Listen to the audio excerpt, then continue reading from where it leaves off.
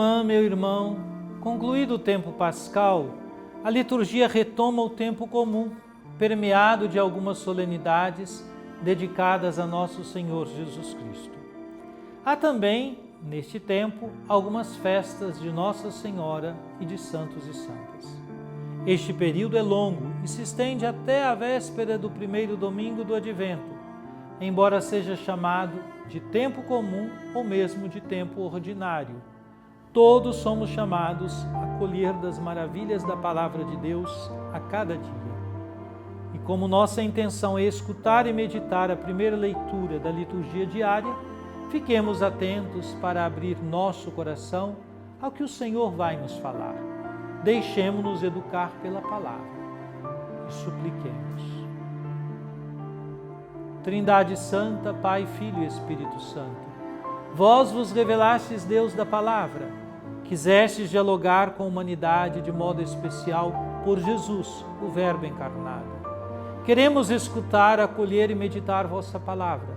Derramai em nós o espírito de amor, concedei-nos um coração que escuta, pondera, discerne e escolhe em conformidade com vossa santa vontade.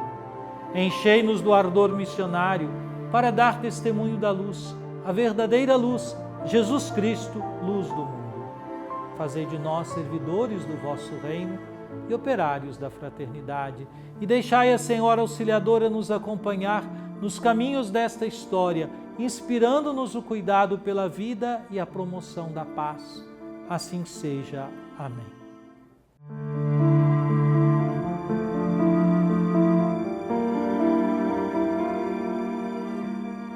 Naqueles dias, muitas pessoas acreditaram no Evangelho e se converteram ao Senhor. A notícia chegou aos ouvidos da igreja que estava em Jerusalém. Então, enviaram Barnabé até Antioquia. Quando Barnabé chegou e viu a graça que Deus havia concedido, ficou muito alegre e exortou a todos para que permanecessem fiéis ao Senhor, com firmeza de coração. É que ele era um homem bom, cheio do Espírito Santo e de fé, e uma grande multidão aderiu ao Senhor. Então Barnabé partiu para Tarso, à procura de Saulo. Tendo encontrado Saulo, levou-o a Antioquia.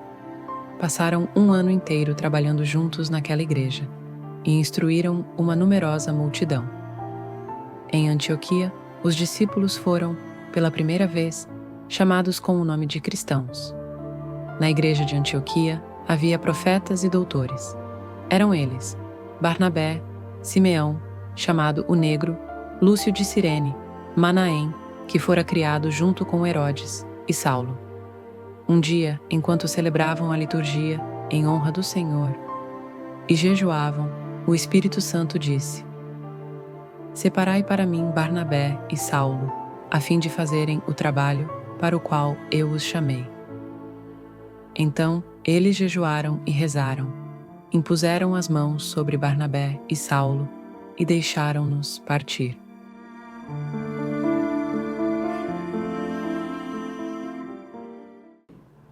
Minha irmã, meu irmão, para a memória de hoje, dedicada a São Barnabé, apóstolo, escutamos um texto tomado do livro dos Atos dos Apóstolos, livro este escrito por Lucas, livro que narra a expansão do cristianismo após a ascensão de Jesus. Nos capítulos 11 e 13, somos testemunhas de um momento decisivo na vida da igreja primitiva. O trecho de Atos 11, 21b a 26, relata o crescimento da comunidade cristã em Antioquia, uma cidade cosmopolita que se tornaria um importante centro missionário. Em Atos 13, 1 a 3, a igreja de Antioquia, sob a direção do Espírito Santo, envia Paulo e Barnabé em sua primeira viagem missionária, marcando o início da missão aos gentios. A propagação do cristianismo em Antioquia, mencionada no livro dos Atos dos Apóstolos, capítulo 11, versículos 21b a 26, representa um marco importante na igreja primitiva. O versículo 21 destaca que a mão do Senhor estava com eles, indicando a presença poderosa de Deus que impulsionava a missão e gerava frutos. A resposta das pessoas ao Evangelho é positiva e muitos se convertem ao cristianismo. Esse crescimento é evidenciado pela chegada de Barnabé, que é enviado de Jerusalém para verificar a autenticidade dessa obra. Barnabé, ao ver a graça de Deus em ação, exorta os fiéis a permanecerem firmes na fé. Ele é uma figura que ensina a perseverança e a fé verdadeira, sendo instrumento do Espírito Santo para fortalecer a comunidade. O nome de Antioquia começa a ser associado à igreja cristã, e esse é um ponto significativo, pois a cidade se tornaria a base para a missão aos gentios. É em Antioquia que os discípulos são pela primeira vez chamados cristãos, um nome que reflete sua identificação com Cristo. Este ato de ser chamado cristão marca a identidade da igreja e a consolidação da nova comunidade que ultrapassa as fronteiras judaicas. Em Atos 13, 1-3, vemos o Espírito Santo mover a igreja de Antioquia para enviar Paulo e Barnabé em missão, realizando a expansão do Evangelho para além das fronteiras do judaísmo. Esse episódio mostra a importância da escuta do Espírito Santo e da obediência à sua orientação. O Espírito Santo fala de forma clara: separai-me Barnabé e Saulo para a obra a que os tenho chamado. A missão não nasce de um impulso humano, mas da ação divina, o que evidencia que a igreja deve estar atenta ao Espírito e ao seu chamado. A ação da igreja em Antioquia não é apenas de enviar missionários, mas também de sustentar essa missão por meio de oração e jejum. A oração coletiva e o jejum são meios de discernir a vontade de Deus e fortalecer a missão. Isso é um modelo para a igreja de hoje. A missão não pode ser realizada sem a ajuda de Deus e ela exige preparação, oração e discernimento. O contexto de Atos dos Apóstolos 11, 21-26 e 13, 1-3 permanece relevante para a igreja de hoje, especialmente no que se refere à missão e à identidade cristã. A igreja continua sendo chamada a viver sua identidade como comunidade de discípulos de Cristo, que é tanto universal quanto missionária.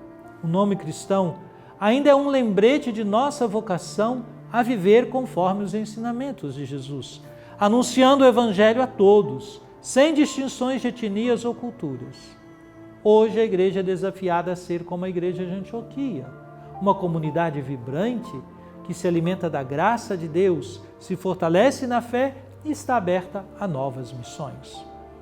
A oração e o discernimento do Espírito Santo continuam sendo fundamentais para a direção da igreja, especialmente ao considerar os caminhos para a evangelização no mundo moderno, que está repleto de desafios e novas necessidades. A missão também deve ser entendida como uma ação comunitária, sustentada pela oração, pelo jejum e pelo discernimento coletivo. Ao enviar missionários e ao apoiar aqueles que se dedicam à evangelização, a igreja reforça sua natureza missionária e a necessidade de ser fiel à direção do Espírito Santo. O exemplo de Antioquia nos chama a ser uma igreja que se adapta ao mundo em que vive, mas que nunca perde de vista a sua missão essencial de anunciar Cristo e fazer discípulos de todas as nações.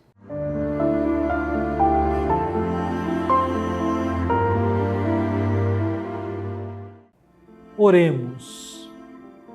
Ó Divino Pai Eterno, tendo ouvido e meditado a palavra sagrada, concedei-nos dar testemunho da luz do vosso amado Filho, Jesus Cristo nosso Senhor.